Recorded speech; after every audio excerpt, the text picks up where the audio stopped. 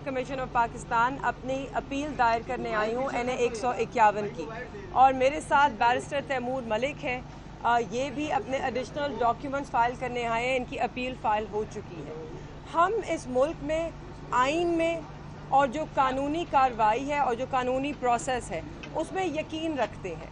हमें अभी भी उम्मीद है कि हमें पाकिस्तान के कानून के तहत और इन अदालतों से और इन इंस्टीट्यूशन से इंसाफ मिलेगा।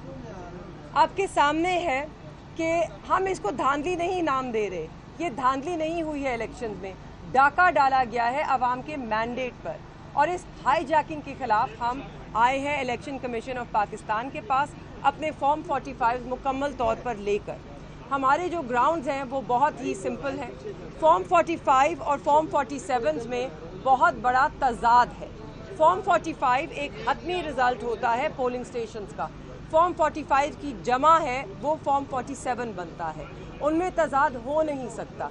जो इलेक्शन कमीशन या इलेक्शन एक्ट के अपने कवानीन हैं उनके तहत RO के पास मुस्तरद वोट करने की कोई अथॉरिटी नहीं है।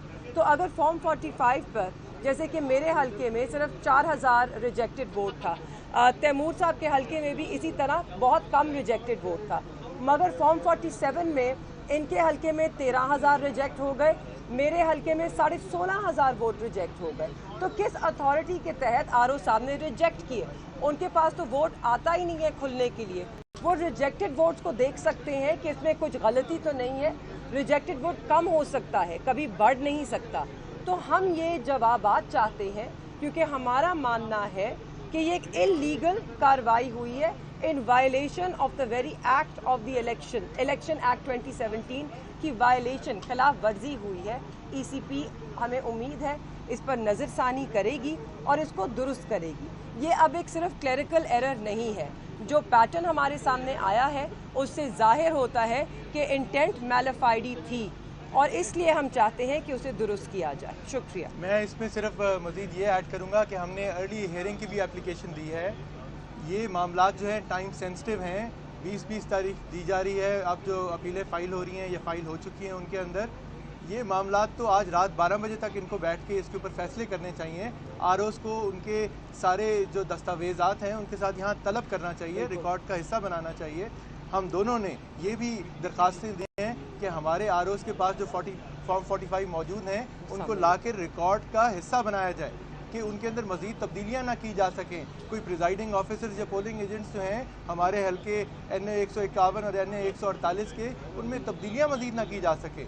सो ये सब अमल जो है ये बड़ी स्पीड से करने की ज़रूरत है। Justice delayed is justice denied, और हम ये समझते हैं कि चीफ इलेक्शन कमिश्नर साहब को इन मामलात को, अगर हमारी बात सुन रहे हैं, आज ही देखना चाहिए, इसमें डिले नहीं करना चाहिए।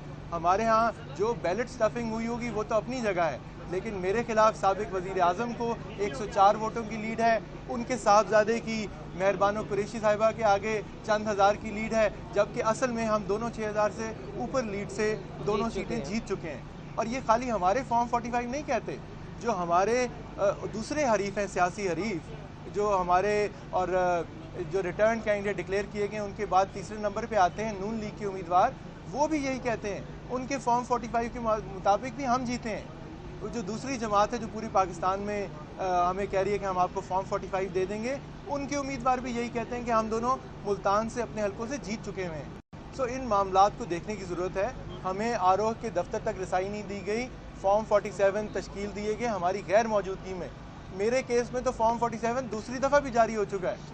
नवाज शरीफ साहब का और यूसुफ रज़ा गिलानी साहब के लगता है 2 साबिक वज़ीर आज़म के हल्के हैं जहाँ 2 दफ़ा फॉर्म 47 जारी हो चुके हैं। सारा मामला ही गलत है। ये सब वायलेशन ऑफ द लॉ है।